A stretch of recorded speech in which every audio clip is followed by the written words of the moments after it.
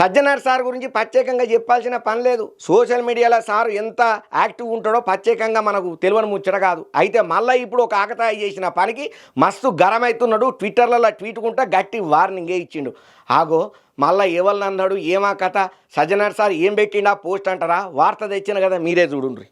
ఇక సోషల్ మీడియాలో ఎప్పుడు యాక్టివ్గా ఉండుకుంటా ఎవరన్నా తప్పు చేస్తే తాట తీసే సజ్జనార్ సారు జప్పున ఏ విషయమైనా నోటీస్కు రాగానే సోషల్ మీడియాలో దావాలని గుద్దిపడేస్తాడు. ఇక ఈ ముచ్చట్లలోనే ఈ సోషల్ మీడియాలో ఫేమస్ కానికే చేసినటువంటి రీల్ మీద గట్టిగానే గరానికి వచ్చడే కాదు, ఎక్స్ల పోస్ట్ కూడా పెట్టిండు సజ్జనార్ సారు. మరి ఏమయ్యా ఇప్పటికిప్పుడు గంతగనము సజ్జనార్ సారు ఎవరి మీద కోపానికి వచ్చిండో తెలవాలంటే ఈ వీడియో పురాగా మీరు చూస్తేనే అర్థమవుతుంది. గుంటూరు అరే గుంటూరు పోదంటారా ఇది?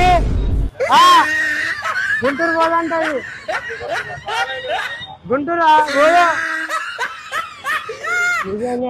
చూసిన రానుల వీడియో ఒక పోరగాడు ప్యాంక్ వీడియో చేసుకుంటుంటా ఆర్టీసీ బస్సు దగ్గరకు పోతాడు అన్నట్టు. ఆ బస్సు దగ్గర ఉన్నటువంటి కండక్టర్ ను ఈ బస్సు గుంటూరుకు పోతుందా అని తిక్క ప్రశ్న చేస్తాడు అన్నట్టు. నిజానికి అది సిటీ బస్సు అవుడుతోని పోదని చెప్పి కండక్టర్ సమాధానం చెప్తాడు. ఇక జప్పున ఈ యూదు పోరగాడు ఆయన కాలుకున్న చెప్పును తీసి పైశాచిక ఆనందంతో ఫోన్ లెక్కన శివ దగ్గర ఫోన్ పెట్టుకొని మాట్లాడినట్టు యాక్టింగ్ చేస్తాడు. ఇక ఈ పిచ్చి తతంగాన్నంతా అక్కడనే ఉన్న ఒక వ్యక్తి సీక్రెట్ గా రికార్డు చేసి సోషల్ మీడియాలో పెట్టుతోని వివాదానికి కారణమైంది ఈ పంచాయతీ. ఇక ఆ ఫోను ఈ ఫోను అట్లా తిరుగుకుంటా శివరాకరికి సజ్జనార్ సార్ కంట్ల పడేసరికి ఊకుంటాడు. సోషల్ మీడియాలో ఫేమస్ గానీకే ఎన్ని పీసివేషాలైనా చేస్తారా?